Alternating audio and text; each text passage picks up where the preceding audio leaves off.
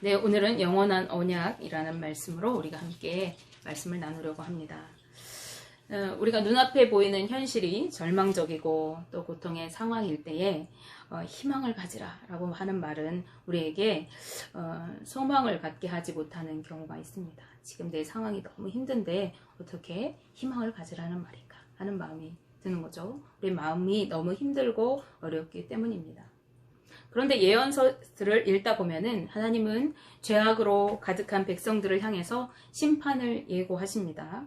아직 일어나지도 않은 하나님의 엄중한 심판을 듣게 되고 보게 되는 선지자들은 마음이 너무 어렵고 애끓는 심정으로 회개를 외쳤을 것입니다.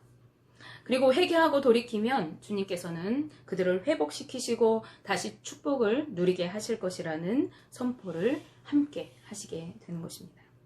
오늘 본문 말씀은 유다 왕궁에 있는 시드에게 이제 잡혀 있어요. 구금되어 있는 이 예레미야에게 하나님께서 땅을 사라고 하세요. 그래서 그 땅을 사고 드린 탄식 기도에 대한 하나님의 응답에 관한 말씀입니다.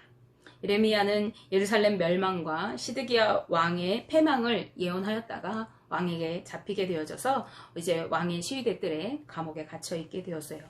그런데 감옥에 갇혀있는 예레미야에게 하나님께서는 숙부의 아들인 하나멜에게 아나돗에 있는 밭을 이제 사라고 말씀하십니다.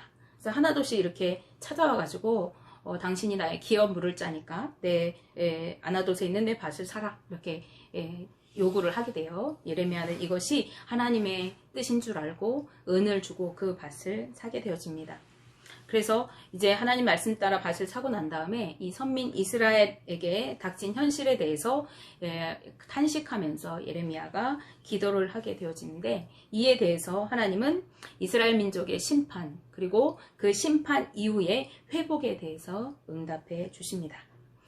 본문 말씀 앞부분에 있는 말씀 예레미야서 32장 26절에서 35절 말씀까지는 하나님께서 예루살렘의 확실한 멸망 그리고 그 멸망이 닥치게 되는 직접적인 원인들을 밝히고 있습니다. 멸망을 예고하시기 전에 하나님은 본인이 누구신가를 직접 밝히고 계시는데요. 하나님은 자신이 여호와이시라고 말씀하시는 거예요. 우리가 여호와라고 하는 이름 우리가 들어봤죠? 모세에게 출애굽시키라고 하실 때 내가 누구에게서 이 말을 들었다고 이스라엘 백성들에게 말해야겠습니까? 라고 할 때 여호와에게 내 이름은 여호와다 라고 이렇게 하나님이 본인의 이름을 밝히셔요. 그 뜻은 나는 스스로 있는 자다 라는 뜻입니다. 그런데 여기 본문에서는 스스로 있는 자다 라는 뜻이라기보다는 하나님께서 말씀하신 언약을 분명하게 성실히 실행하시는 이루시는 분이다 라는 것을 강조하기 위해서 여호와라고 말씀하고 계십니다. 따라서 선포된 하나님의 이 예언의 말씀 지금 선포되고 있는 이 예언의 말씀은 반드시 이루어질 것이라고 하는 강조하는 부분입니다. 또한 이 하나님은 모든 육체의 하나님이시라고 말씀하고 계세요.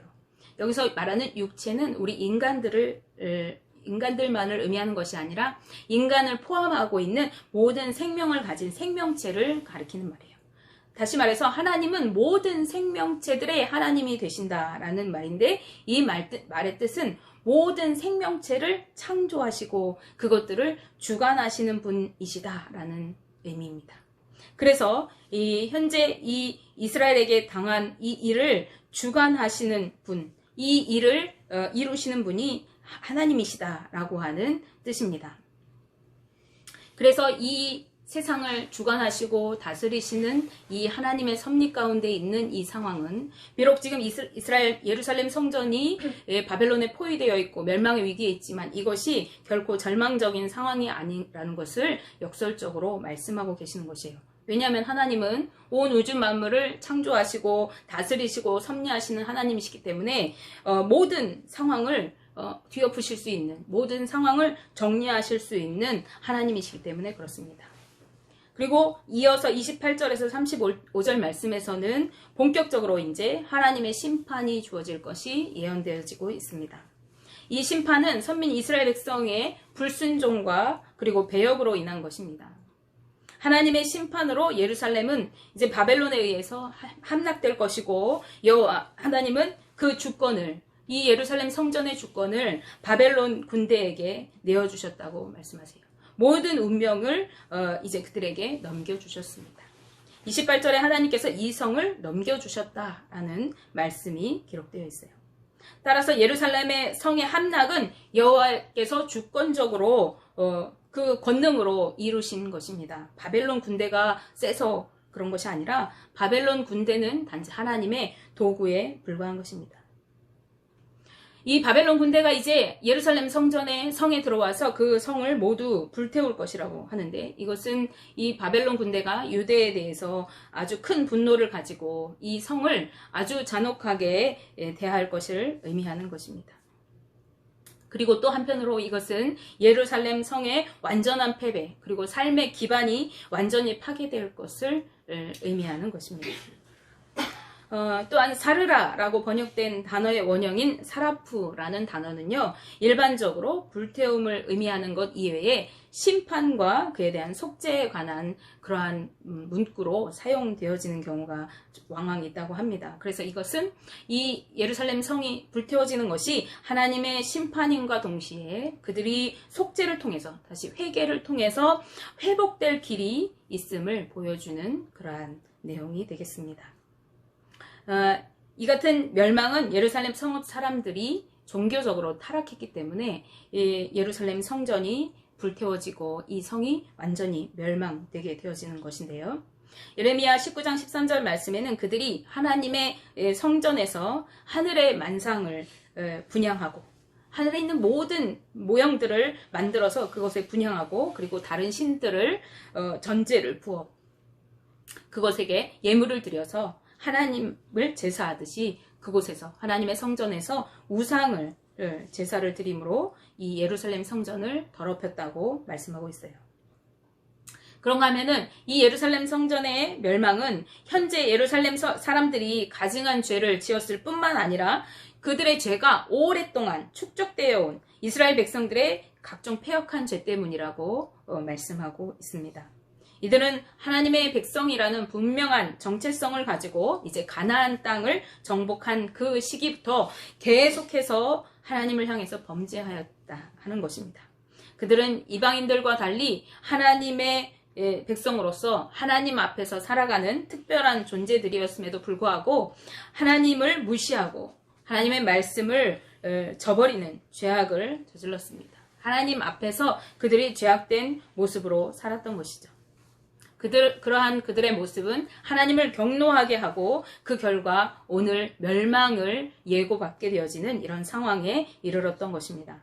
예레미야 32장 30절 말씀을 함께 보시면, 이는 이스라엘 자손과 유다 자손이 예로부터 내 눈앞에 악을 행하였을 뿐 아니라 이스라엘 자손은 그의 손으로 만든 것을 가지고 나를 경노하게 한 것뿐이니라, 여호와의 말씀이니라 라고 말씀합니다.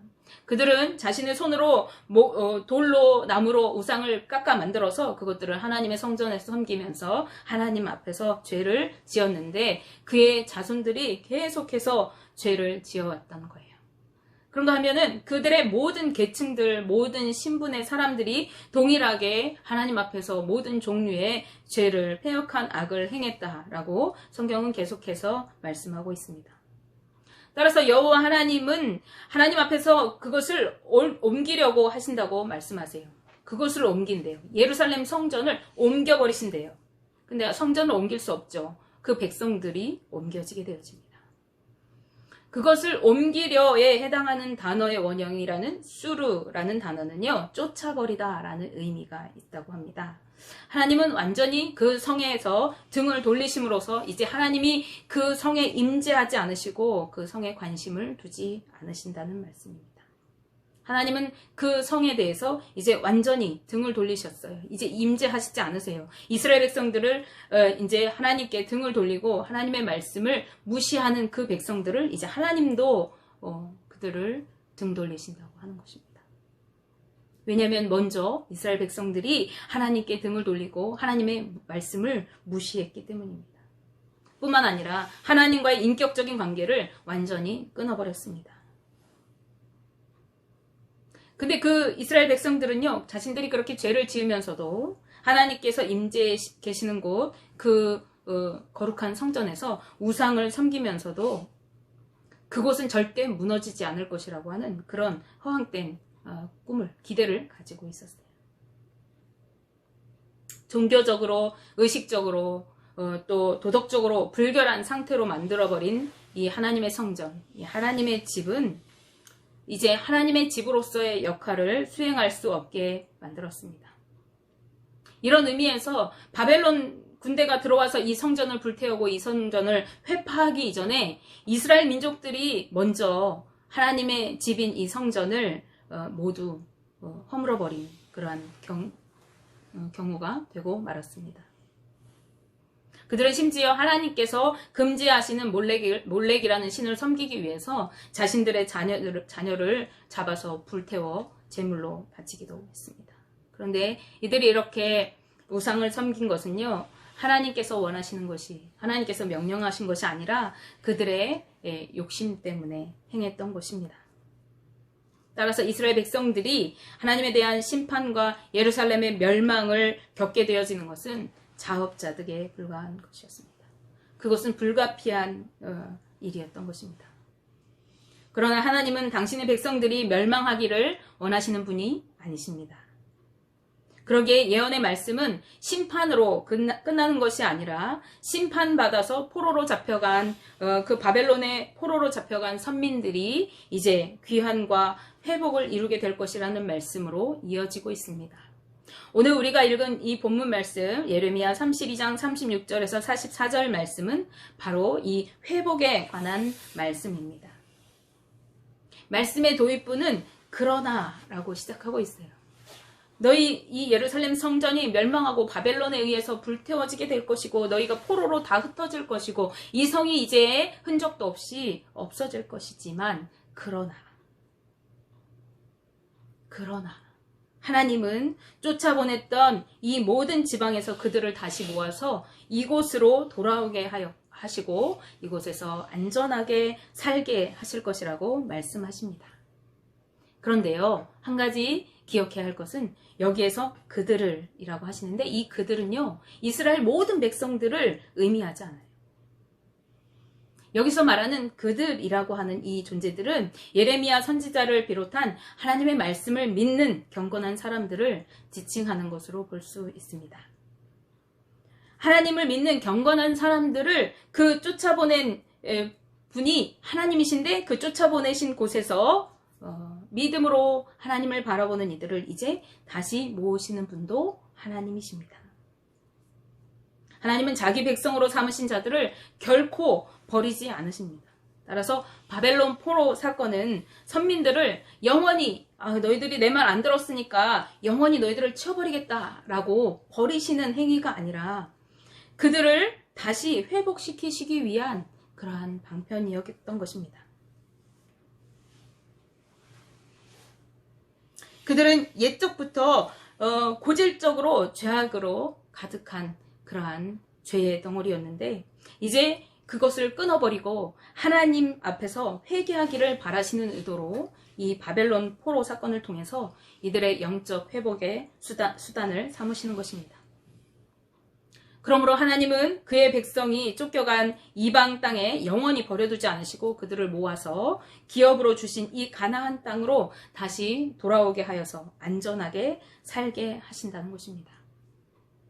살게 할 것이다 라는 것은 장기간으로 혹은 영원히 그곳을 거주하게 하시는, 그 땅을 주인 삼아 살게 하시는 것을 나타냅니다. 이 바벨론 포로 귀환은요, 구속사적으로 볼 때에 제2의 출애굽 사건이라고 우리가 볼 수 있습니다. 하나님은 하나님의 백성을 다시 그의 백성으로 삼고 그들로 자신을 하나님으로 섬기게 하실 것을 약속하시는데 이 말씀의 완전한 약속은 하나님과 선민의 관계의 완전한 회복의 이 선언은요, 하나님께서 예수 그리스도를 통해서 온전히 이루십니다. 이 말씀 속에서 하나님께서 회복시키신 이 백성은 하나님의 백성으로서 선민으로서 온전한 축복을 회복시켜 주실 것을 하나님은 구체적으로 예언하고 계시는데, 하나님은 그들에게 한 마음과 한 길을 주신다고 하십니다. 여기서 한 마음이다 라고 하는 것은 두 가지 의미가 있는데요. 72인역에서는 이 한 마음을 다른 마음이라고 번역했어요. 그래서 이전에 죄를 짓던 마음에서 돌이킨 다른 마음을, 또 다른 길을 주신다, 이렇게 해석을 했고요. 또 다른 주석가는 이 한 마음은 하나 되어져서 하나님만을 바라보는, 분열되지 않고 오직 하나에 전념하는 마음, 이제 더 이상 우상과 하나님 사이에서, 그리고 세상과 또 영적인 사이에서 갈팡질팡하지 않고 이제 오직 하나님만 바라보는, 요동치지 않고 하나님의 뜻만 바라는 그러한 마음을 의미해요. 하나님의 뜻에서 반대되는 그러한 모든 것을 이제 등 돌리고 여호와 하나님께로 오직 하나님만을 사랑하는 마음을 말하는 것입니다. 이러한 마음은 이 마음을 다하고 성품을 다하고 뜻을 다하여 오직 하나님만을 사랑한다 라고 하는 신명기의 그 말씀의 마음과 동일한 마음입니다. 그런가 하면은 한 길이라고 하는 말은 하나님의 뜻만 쫓아 사는 이 마음이 이제 외적인 태도의 양상으로 나타나는 것입니다. 마음이라고, 한 마음이라고 하는 것이 우리의 내적인 상태, 우리가 하나님만 바라고 하나님만 사모하는 그런 마음이라고 한다면, 그런 마음을 가지고 살아가는 사람은 하나님의 뜻을 따라서 살아가는 그 삶의 모습이 태도를 통해서 나오게 되어 있습니다. 그런데 이러한 마음은 스스로 만들어낼 수 있는 마음이 아니에요. 왜냐하면 이스라엘 민족들은 오랫동안 고질적으로 죄악으로 인해서 영적으로 매우 약해져 있는 상태이기 때문입니다. 그렇기 때문에 하나님은 그 한 마음을 그들에게 주신다라고 말씀하십니다. 하나님께서 그들에게 이 한 마음을 주시는 그러한 방식은 돌같이 완악하게 굳어진 그들의 마음을 제거하고 성령을 통해서 새로운 마음을 심어주시는 것입니다. 그리고 그 마음을 가지고 이제 내적으로 충만하게 채워질 때에 그들의 삶을, 구체적인 삶을 통해서 하나님의 뜻을 향하고 하나님만 향하는 삶의 모습들이 이제 나타나게 되어지고 여호와께서는 그 모습을 기뻐하신다고 말씀하세요. 하나님이 이렇게 우리에게 한 마음과 한 길을 주시는 목적은요, 이스라엘 백성들이 하나님만을 경외하게 하기 위한 것입니다. 하나님만을 경외하게 하신다. 하나님을 경외한다 하는 것은 다른 말로 두려워한다는 말인데요. 이것은요, 하나님을 진정한 신으로 인정하고 하나님을 하나님으로 인정하고 그에 합당한 그러한 존경심을 가지고 여호와 하나님의 모든 뜻을 순전한 마음으로 따르는 것을 의미합니다. 우리가 하나님을 두려워하는 것이 어떤 강압적인 힘에 의한 두려움이 아니죠. 그 권위에 대한 두려움입니다. 그래서 우리가 하나님의 그 권위를 인정해 드릴 때 그 하나님을 인정하고 그에 맞는 예우로 하나님을 섬기고 또 그의 뜻을 따라 살아가게 되어지는 것이죠. 이처럼 하나님을 경외하는 자들에게 하나님은 복을 주십니다. 복을 위하여 라고 번역된 단어의 원형인 토브라는 말은요, 좋다라는 말입니다. 토브라는 말은 좋고 선하고 아름다운 상태를 의미합니다. 하나님을 경외할 때 우리 인간은 가장 큰 행복을 누리게 되고 가장 좋고 가장 선하고 가장 아름다운 백성으로 살아가게 되어지는 것입니다. 하나님은 하나님의 백성이 이렇게 토부하기를 원하시는 분이세요. 우리가 하나님 안에서 행복하기를 원하시는 분이십니다. 여호와께서 회복된 이스라엘 자손과 맺은 이 영원한 언약은 그들이 하나님을 경외하면서 행복한 삶을 누리고 하나님 안에 영원히 거하는 삶을 의미하는 것입니다. 이것은 사실상 하나님의 임재와 동행을 나타내는 임마누엘의 성격을 갖는 것입니다. 임마누엘, 우리가 지난주에 배웠습니다. 하나님이 우리와 함께 하신다는 것입니다. 이것은 궁극적으로 임마누엘이라고 지칭되어지는 예수 그리스도를 통해서 성취되었습니다. 그리스도는 십자가의 죽음과 부활과 그리고 승천을 통해서 공생애를 모두 마치셨지만 예수님께서 친히 약속하신 성령을 통해서 이제 자기의 새로운 언약 백성과 영원히 함께 하시기를 약속하셨고 지금 우리와 함께 하십니다. 하나님은 선민인 그들에게 복 주시기 위해 그들을 떠나지 않으실 것이라고 하십니다. 그리고 그들에게 하나님을 경외하는 마음을 갖게 하여서 여호와 하나님을 절대 떠나지 않게 할 것이라고 약속하십니다. 그런데 우리가 나는 이제 하나님을 오늘부터 떠나지 않을 거야 결단한다고 해서 우리가 하나님을 떠나지 않는 것이 아니죠. 하나님을 떠나지 않는 것도 우리의 결단으로 우리의 힘으로 할 수가 없습니다. 하나님은 그들의 마음에 하나님의 경외하는 마음을 주셔서 그들이 떠나지 않게 하신다고 하시는 거죠. 그 마음은 언약 백성의 성향을 바꾸시고 그리고 여호와 하나님을 기쁘시게 하는 것을 삶의 최우선으로 삼게 하여서 결코 하나님을 떠나는 일이 없게 하시는 것입니다. 이러한 삶을, 이러한 마음을 우리가 누릴 수 있는 방법이 있어요. 그것은 우리가 성령 안에 거할 때 가능합니다. 하나님은 새롭게 영원한 언약을 맺은 하나님의 백성들에게 매우 기뻐하는 마음으로 복을 주신다고 하십니다. 뿐만 아니라 그들을 다시 이 땅에 심으신다고 하십니다. 지금 그들 앞에는 심판의 예고가 되어 있죠. 그들은 하나님 앞에서 뽑혀서 이제 이방 땅으로 추방되고 포로의 삶을 살게 될 것인데 하나님께서 다시 회복시키실 그 믿음의 선민들은 이제 귀환시키셔서 옛 땅인 이곳에 확고하게 뿌리내리게 하신다고 하셔요. 더 이상은 이제 뽑혀 다니고 이리저리 포로로 다니는 것이 아니라 굳게 그 땅에 뿌리를 내리는 삶을 살게 하신다는 것입니다. 하나님께서 이 땅에 심으시되 마음과 정성을 다해 심으신다고 하십니다. 이것은 하나님께서 자신의 온 영혼을 다해서 자신의 온 생명을 다해서 우리를 이 땅에 축복의 땅에 심으신다고 하시는 것입니다. 이것은 구속사적으로 볼 때에 독생자의 무죄한 생명을 십자가의 제물로 바치심으로 죄인들을 구속하신 하나님의 사랑으로 이제 완전히 구현되었습니다. 십자가 사건만큼 하나님이 생명과 영혼을 바쳐서 자기 언약 백성을 사랑하시는 것을 보여주시는 사건이 없습니다. 하나님의 심판으로 바벨론의 포로로 잡혀간 선민들이 장차 귀환하여서 이제 온전한 축복을 회복하는 구체적인 증거는 그들에게 땅의 매매가 다시 이루어지게 될 것을 말씀합니다. 44절에는 그들이 매매할 땅들을 구체적으로 그들이 어느 구역을 매매할 것인가 이렇게 언급하고 있는데 그것은 유다 왕국 지역에 해당하는 지역들입니다. 이는 유다 왕국의 회복을 의미하는 것이고요.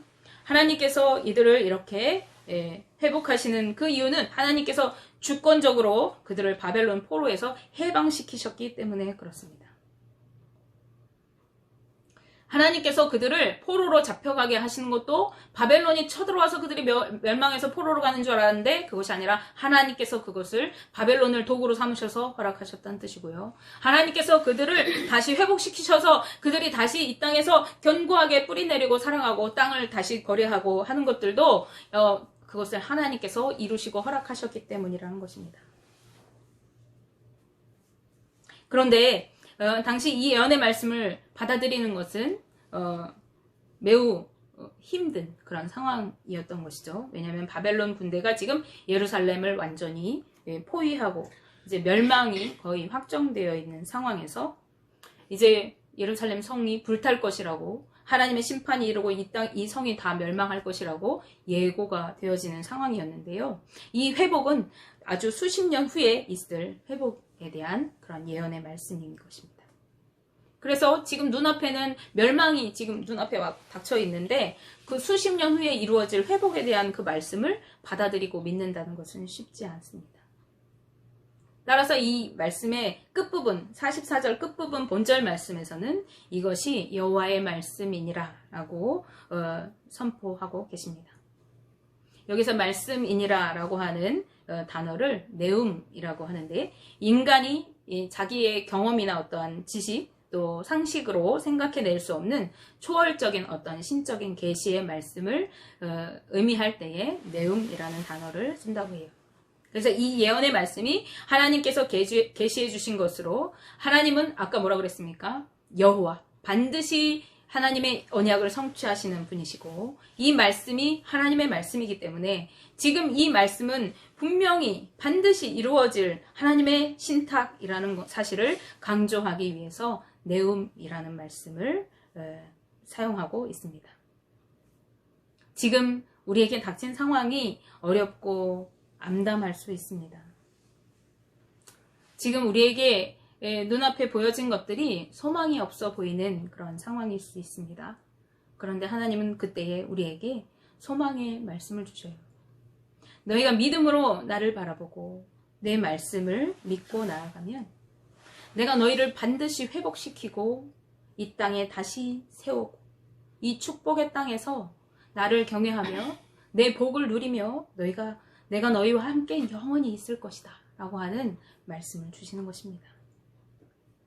우리는 살아가는 동안 때때로 어렵고 힘들고 암담한 상황들을 만납니다. 그때 우리는 좌절하고 실망하고 넘어질 때가 너무나도 많습니다. 그때에 우리가 앞으로 나아갈 수 있는 힘은 하나님의 이 약속의 말씀을 붙드는 것입니다. 하나님의 이 약속의 말씀은 영원한 언약입니다. 결코 변하거나 중간에 취소되는 일이 없습니다. 우리가 이 말씀을 붙들 때에 우리의 삶 속에 늘 함께 하시고 우리의 삶 속에서 역사하시는 하나님을 경험하고 그 하나님을 경외하며 하나님이 주시는 축복을 온전히 누리는 삶이 될 것입니다. 하나님은 하나님의 백성에게 복을 주시되 억지로 주시는 분이 아니라 기쁜 마음으로 복을 주시는 분이시래요. 내가 기쁨으로 너희에게 복을 주겠다고 하십니다. 우리에게 이 소망의 말씀이 나에게 들려지는 말씀 되기 원합니다. 그래서 지금 이 어려운 때에 이 힘든 시기 속에서 하나님의 이 약속의 말씀을 붙들고 믿음으로 승리하시고 하나님의 축복을 온전히 누리게 되시는 우리 성도님들 되시기를 주님의